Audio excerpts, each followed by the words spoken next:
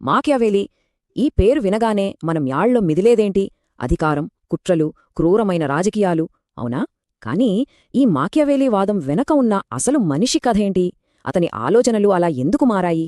ఆ ప్రపంచం ఎలా ఉండేది? పదండి ఈ విశ్లేషణలో లోతుగా పరిశీలిద్దాం. వావ్! వినడానికే చాలా కఠోరంగా ఉంది గదా! ఈ ఒక్క మాటతో మాకియావెలి ఫిలాసఫీ ఏంటో మనకొక ఐడియా వచ్చేస్తుంది.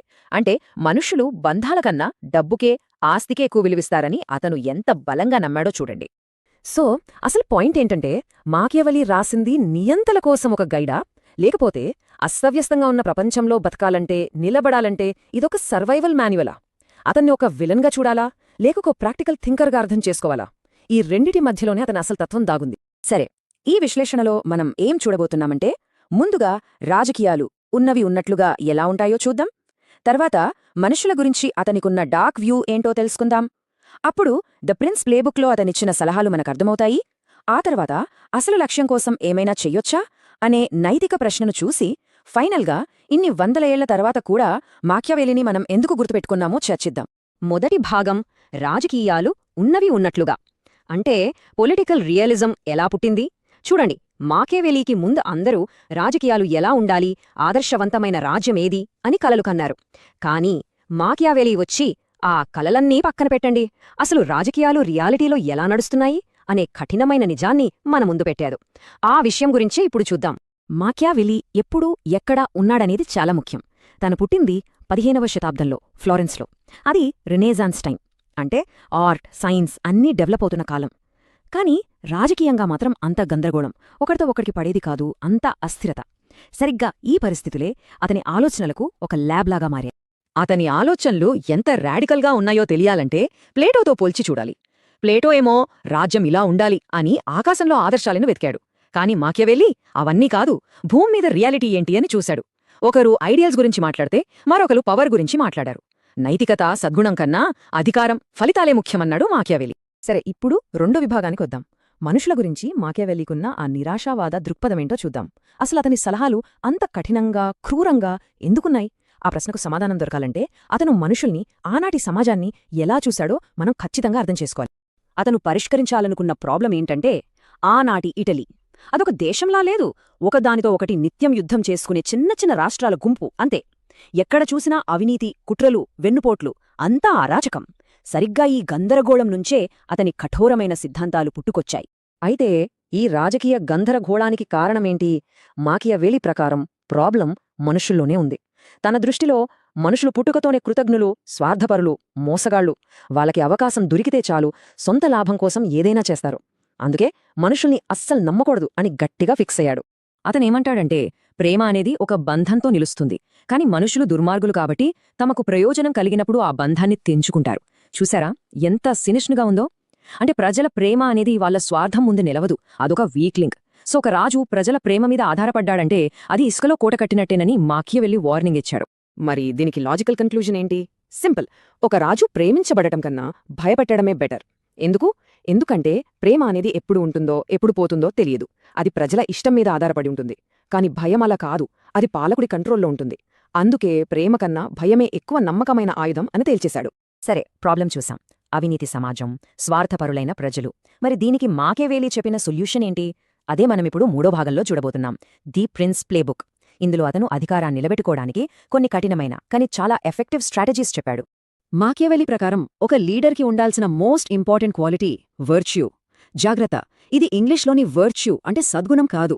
దీనికి నైతికతతో సంబంధం లేదు. ఇది పూర్తిగా సామర్థ్యానికి సంబంధించింది. పవర్, స్కిల్, కనింగ్నెస్, స్ట్రెంగ్త్ వీటన్నిటినీ కాంబినేషన్ అన్నమాట. అంటే అవసరమైతే మోసం చేయగలగడం, క్రూరంగా ఉండటానికి వెనుకాడకపోవడం, ఇవన్నీ కూడా వర్చ్యూలో భాగమే. ఇక్కడే తన ఫేమస్ సింహం, నక్క అనాలజీ వస్తుంది. ఒక రాజు సింహంలా బలంగా ఉండాలి, కాని అదొక్కటే సరిపోదు. ఎందుకంటే సింహం ట్రాప్లో ఈజీగా చిక్కుకుపోతుంది. అలాగే నక్కలా తెలివిగానూ ఉండాలి, కాని అదొక్కటే కూడా సరిపోదు. ఎందుకంటే నక్క తోడేళ్ల నుంచి తనంతాను కాపాడుకోలేదు. సో పాలకుడికి సింహంలాంటి బలం, నక్కలాంటి తెలివి, ఈ రెండూ ఉండాలి. అప్పుడే సర్వైవ్ అవ్వగ. ఇంకా కొన్ని ప్రాక్టికల్ టిప్స్ కూడా ఇచ్చాడు. కిరాయి సైన్యాన్ని నమ్ముకోవద్దు, సొంత ఆర్మీని పెట్టుకో, లా అండ్ ఆర్డర్ మెయింటైన్ చెయ్యి, దురదృష్టాన్ని చూసి భయపడకు, దాన్ని అవకాశంగా మార్చుకో. అన్నింటికన్నా ముఖ్యంగా ప్రజల ఆస్తిని, వాళ్ల ఆడవాళ్లని అస్సలు టచ్ చేయద్దు. ఎందుకంటే గుర్తుందా, ప్రజలు తండ్రి చావునైనా మర్చిపోతారేమో గాని ఆస్తి పోతే మాత్రం ఎప్పటికీ క్షమించరు. ఇప్పుడు 4వ భాగానికి వచ్చాం. ఇక్కడే అసలు చర్చ మొదలవుతుంది. ప్రశ్న ఏంటంటే, లక్ష్యాలు సాధనాలను సమర్థిస్తాయా? అంటే ఒక మంచి లక్ష్యం కోసం మనం ఎలాంటి దారినైనా ఎంచుకోవచ్చా? ఆ దారి ఎంత క్రూరంగా, అనైతికంగా ఉన్నా ఫర్వాలేదా? ఇది మాకియవెలీ ఫిలాసఫీలోని అతి పెద్ద మోరల్ డైలమా. లక్ష్యాలు సాధనాలను సమర్థిస్తాయి. The ends justify the means. ఈ మాట వినగానే మనకు మాకియవెలీనే గుర్తొస్తాడు. అతని ప్రకారం రాజ్యం యొక్క భద్రత, స్థిరత్వం అనే లక్ష్యం చాలా గొప్పదే. ఆ లక్ష్యాన్ని చేరుకోవడానికి మనం ఏ పనైనా చెయ్యొచ్చు, అది మోసమైనా, హింసైనా సరే. ఇదే అతని సిద్ధాంతంలో అత్యంత వివాదాస్పదమైన పాయింట్. అంటే మాకియావెల్లీ ఒక రకంగా డ్యూయల్ మొరాలిటీ గురించి మాట్లాడుతున్నాడు. అంటే పాలకుడికి ఒక నీతి, ప్రజలకు మరో నీతి. రాజకీయాల్లో మతపరమైన నీతులకు చోటు లేదన్నాడు. కానీ దీనికి పూర్తి ఆపోజిట్ గాంధీ. ఆయనేమన్నారు? నీతిలేని రాజకీయాలు మృత్యు ఉచ్చు అని. లక్ష్యం ఎంత పవిత్రమో దాన్ని చేరే మార్గం కూడా అంతే పవిత్రంగా ఉండాలన్నారు. చూసారా ఎంత తేడా ఉందో? మరి మతం గురించిన అతని అభిప్రాయమేంటి? ఇక్కడ కూడా అతనిది పక్కా ప్రాక్టికల్ అప్రోచ్. తను మతానికి వ్యతిరేకి కాదు, కానీ చర్చ్ యొక్క రాజకీయ అధికారానికి వ్యతిరేకి. మతాన్ని ఒక సోషల్ కంట్రోల్ టూల్గా చూశాడు. ప్రజలను ఒక పద్ధతిలో ఉంచడానికి మతం ఉపయోగపడుతుందని నమ్మాడు.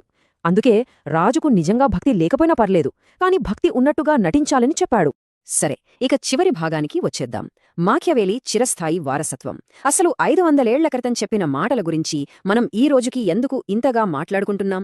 అతని ఆలోచనలు ఇప్పటికీ ఎందుకు ఇంత రెలవెంట్గా, వివాదాస్పదంగా ఉన్నాయి? జార్జ్ సబైన్ లాంటి చరిత్రకారులు ఒక ఇంట్రెస్టింగ్ పాయింట్ లేవనెత్తారు. వాళ్ళేమంటారంటే, మాకియవెల్లీ చెప్పింది యూనివర్సల్ ట్రూత్ కాదు. అది కేవలం ఆ టైంలో, ఆ ప్లేస్లో, అంటే ఇటలీలోని ఆ అరాచక పరిస్థితులకు ఒక రెస్పాన్స్ మాత్రమే.